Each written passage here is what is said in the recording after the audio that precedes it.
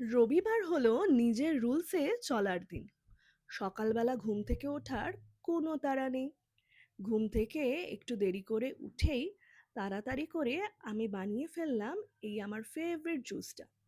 গাজর, তার সাথে দিয়েছিলাম কিছুটা বিটরুট আর ডালিম। খেতে এত সুস্বাদু হয় না।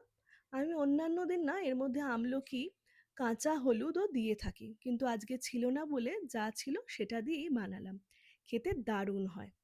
আর তারপর বসে পড়লাম এই জেড প্ল্যান্টটাকে পটিং করব বলে।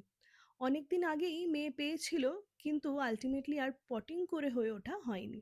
ফাইনালি আজকে সময় পেয়ে গেলাম, তাই করে ফেললাম। এরপর বসে পড়লাম ব্রেকফাস্ট বানাতে। বিশাল খিদে পেয়ে গেছিল, তাই তাড়াতাড়ি ভাবলাম গোলা রুটিটাই বানিয়ে ফেলি। পছন্দের কিছু সবজি দিয়ে বানিয়ে ফেললাম, তাই খেতে কিন্তু হয় দারুণ। এইভাবেই আমার রবিবার সকালটা শুরু হয়ে গেল।